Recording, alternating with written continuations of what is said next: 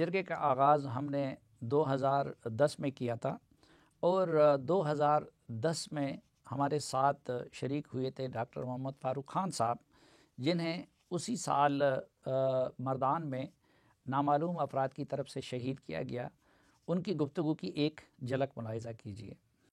میں آپ سے عرض کرتا ہوں کہ دنیا میں خودکشی کے لیے صرف ایک انسان جب تیار ہوتا ہے اجتماعی خودکشی کے لیے، تو یا مذہب کا جذبہ ہوتا ہے اور یا نیشنلزم کا جذبہ ہوتا ہے۔ نیشنلزم کا جذبہ جاپانیوں کے اندر تھا، تاملوں کے اندر تھا، جو بدترین شکست کھا گئے، اور اسی طریقے سے آپ دیکھ لیجئے کہ عراق ہو یا پھر فلسطین ہو، ان دونوں کے درمیان خودکش حملوں کا سلسلہ جو ہے وہ ناکامی سے مکمل طور پر دوچار ہو چکی ہیں۔ بات یہ ہے کہ جس طریقے سے قیام پاکستان سے پہلے کے 50 برس میں ایک مکمل طور پر جدوجہد ہوئی آزادی کے لیے، علماء دیوبند نے جدوجہد کی، بریلوی علماء نے جدوجہد کی، قائد اعظم رحمہ اللہ نے جدوجہد کی، سب لوگوں نے جدوجہد کی۔ آپ مجھے بتائیے کہ اس جدوجہد میں کون سی جدوجہد؟ وہ ایک مسلح جدوجہد تھی، لیکن اس جدوجہد کے تحت پاکستان کو حاصل کر لیا گیا۔ بات یہ ہے کہ ہم صبر کا راستہ بھول گئے، بات یہ ہے کہ ہم دین کا صحیح طریقہ بھول گئے۔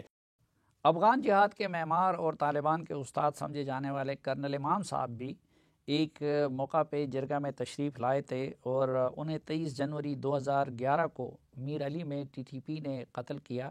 تو ان کی گفتگو کا بھی ایک جھلک ملاحظہ کیجیے۔ یہ بتائیے کہ جس وقت آپ طالبان کو ڈیل کر رہے تھے تو اس وقت ملا عمر کے بعد طالبان قیادت میں اہم ترین لوگ کون تھے؟ تقریباً جتنے بھی لیڈر طالبان کے اس شورا میں شامل ہوئے وہ سارے ملا عمر سے سینئر تھے، لیکن سب نے مل کر، کیونکہ ملا عمر نے یہ انیشیٹو لیا تھا اور انہوں نے یہ فیصلہ کیا تھا کہ میں یہ خرابی دور کروں گا جو کہ ملک میں ہو گئی ہے، لوگ گمراہ ہو رہے ہیں، خرابیاں کر رہے ہیں، تو انہوں نے اس کو اپنا کمانڈر مانا۔ اس نے ایک 35 ممبر شورا بنائی، اس میں سے کچھ لوگ 2-3 شہید ہو گئے ہیں، 3 آدمی ادھر گوانتانامو میں ہیں، اور باقی سارے لوگ موجود ہیں۔ اچھا، یہ سارے لوور لیول کے کمانڈر تھے اور یہ سارے طالبان تھے۔ اچھا، یہ جو کہا جا رہا ہے ملا برادر جو ہے، جی جی، یہ کتنے اہم تھے؟ ملا برادر پاپلزئی ہیں، دورانی پٹھان ہیں، ملا عمر جو ہیں وہ ہوتک ہیں، غلزئی ہیں، لیکن یہ شروع سے دوست تھے، مدرسے میں بھی اور اس کے بعد بھی جب انہوں نے ٹریننگ کی میرے پاس اس وقت بھی اکٹھے آئے۔ غریب لوگ تھے، ملا عمر نے جاتے ہی اپنا مدرسہ بنا لیا۔ وہ عالم نہیں تھے، طالب تھے، لیکن انہوں نے مدرسہ بنایا اور وہاں پہ اس کو جاری رکھا، اور یہ گزر اوقات کے لیے کوئی اور حرکت نہیں کرتے تھے، صرف یہ مویشی خریدتے تھے، بکریاں اور بھیڑیں، اور یہ پاکستان بارڈر کے اوپر آ کے بیچ دیتے تھے، اور وہی ان کی گزر اوقات، بڑے مخلص لوگ تھے۔ امیر خٹک صاحب عوامی نیشنل پارٹی سندھ کے جنرل سیکرٹری تھے اور انتہائی سلجھو انسان سمجھے جاتے تھے۔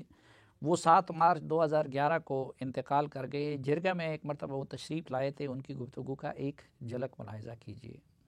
مرنے والے تمام محنت کش ہیں، مزدور ہیں، غریب ہیں، اور اس میں پولیٹیکل ورکر بھی ہیں، ہماری پارٹی کے بھی ہیں۔ ٹھیک، ابھی ریسنٹلی جو ہوا کہ اس میں اور اکراس دی بورڈ ہے یا کہ صرف آپ کی پارٹی کے لوگ بھر رہے ہیں؟ نہیں جی، اس میں پشتون بھی ہیں، اردو سپیکنگ بھی ہیں، بلوچ بھی ہیں، سندھی بھی ہیں، ابھی جو ریسنٹلی واقعہ ہوا ہے شہر شاہ میں پنجابی بھی ہیں، لیکن یہ ہے تو سب پاکستانی نا۔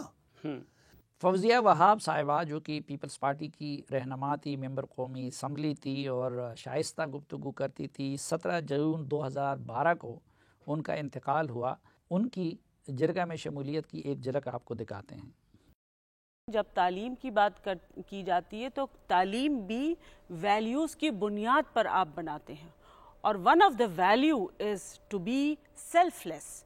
اول تو میں آپ کو پہلے اپنی ذاتی رائے ایک دے دوں، ایچ ای سی میرے نزدیک بالکل ایسی ہے جیسے آپ نے جھوپڑے کے اوپر پینٹ ہاؤس بنانے کا سوچا ہے۔ اچھا، یعنی ایلیمنٹری ایجوکیشن سسٹم اس ملک میں کس زبوں حالی پہ ہے، کس برے حال میں پڑی ہوئی ہے، جہاں پر کوالٹی مٹیریل نکل نہیں رہا ہے، جہاں پر بچے جب میٹرک 10 جماعتیں پاس کر کے بھی ان سے آپ کہیں کہ کوئی اپلیکیشن لکھیں تو نہ ان کو اردو میں آتی ہے نہ ان کو انگریزی میں لکھنا۔ آپ کی بنیاد درست ہوگی تو منزل بنے گی نا، جب بنیادی درست نہیں تو منزل آپ کہاں سے اٹھائیں گے؟ جماعت اسلامی پاکستان کے سابق امیر قاضی حسین احمد صاحب ملکی نہیں بلکہ عالمی سطح پہ اپنا ایک مقام اور نام رکھتے تھے۔ قاضی حسین احمد صاحب بھی متعدد مرتبہ جرگہ میں شریک رہے اور ان کا انتقال ہوا 6 جنوری 2013 کو۔ تو قاضی حسین احمد صاحب کی یادیں تازہ کرنے کے لیے جرگہ میں ان کی شمولیت کی ایک جھلک آپ کو دکھاتے ہیں۔ جس طرح روس کو افغانستان سے نکالنا لازمی تھا مسلمانوں پر، اسی طرح امریکہ اور اس کے حواریوں سے بھی افغانستان کو آزاد کرنا یہ اسی طرح سے جہاد ہے۔ پاکستانی طالبان اگر واقعی یہ پاکستانی طالبان کر رہے ہیں کہ جیچ کے اوپر حملہ، مینا بازار پر حملہ اور خیبر بازار پر حملہ، یہ جو بھی کر رہا ہے جرم ہے، فساد ہے، اور یہ کسی طرح سے بھی جہاد نہیں ہے، اور اس کی پرزور مذمت کرتے ہیں تمام دینی علماء اور تمام لوگ۔ اس طریقے سے بازاروں کے اندر بلاسٹ کرنا یہ کہاں کا جہاد ہے؟ تاج محمد لنگر صاحب سرائیکی پارٹی کے سربراہ تھے اور سرائیکی قوم کے لیے انہوں نے بڑی جدوجہد کی تھی۔ وہ 7 اپریل 2013 کو ملتان میں وفات پا گئے۔ جرگہ میں وہ بھی تشریف لائے تھے، تو ان کی یاد تازہ کرنے کے لیے ان کی مختصر سی گفتگو آپ کو سناتے ہیں۔ 25 سال سے سرائیکی مطالبہ ہے نا، آج کا تو نہیں ہے، چونکہ سرائیکی صوفی لوگ ہیں، ان کا احتجاج کا طریقہ مختلف ہوتا ہے، لہذا وہاں توڑ پھوڑ ابھی نہیں ہوئی، لیکن ہو بھی سکتی ہے۔ لہذا گزارش یہ ہے کہ یہ جب کمیٹی میں بات تھی ان سب کو پتا تھا۔ اب میاں صاحب نے تو کہہ دیا، رانا صاحب ابھی لیٹسٹ میاں صاحب کی وہ کا نہیں پتہ ہے، انہوں نے کہا کہ ہاں 5-7 صوبے بن جائیں، سرائیکی صوبہ بھی بن جائے تو اس میں کیا حرج ہے۔ اب میاں صاحب کو بھی اب خیال آ رہا ہے۔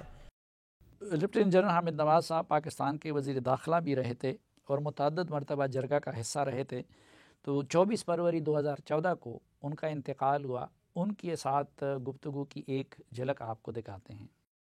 اس ٹیررزم کو اینالائز کرنے کی ضرورت ہے۔ میرے حساب سے یہ 2 قسم کی ہے۔ ایک تو یہ ہے کہ آئیڈیولوجیکل ٹیررزم ہے، وہ لوگ جو چاہتے ہیں کہ ایک خاص قسم کا نظام جو ہے وہ لایا جائے۔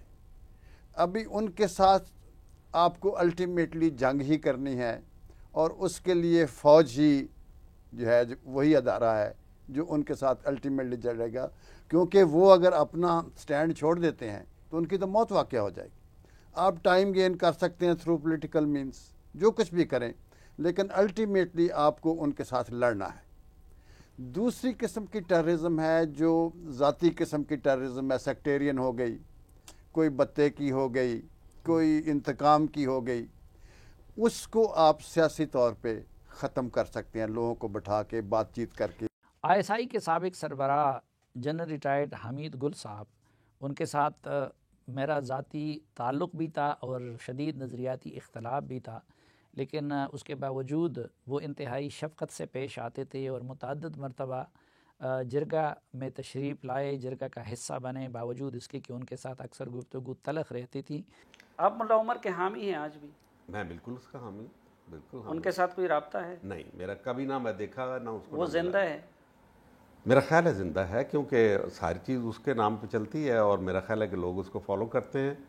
لیکن ابھی تو میں ان کے پیغام کا ذکر کر رہا تھا جو ان کے ویب سائٹ پہ آپ نے کہا کہ میں اس کو ٹھیک نہیں مانتا۔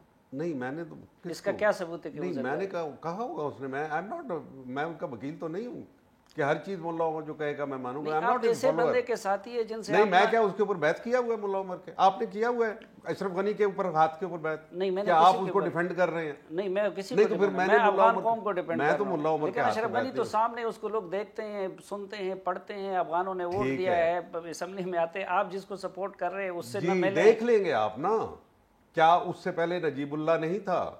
کیا اس سے پہلے نور محمد ترکی نہیں تھا؟ لیکن گلبدین احمدیار تو ادھر پھر رہے تھے، ربانی زندہ تھے، آپ جس سے ملے نہیں ہے، جس کی زندگی اور موت کے بارے میں یقین سے بات نہیں کہہ سکتے، آپ اس کو سپورٹ کریں۔ میں کیریکٹر اسیسمنٹ کرتا ہوں نا اپنی، جس طریقے سے میں دیکھتا ہوں کہ کیسا وہ ہے، کتنی اسٹیڈ فاسٹنس ہے۔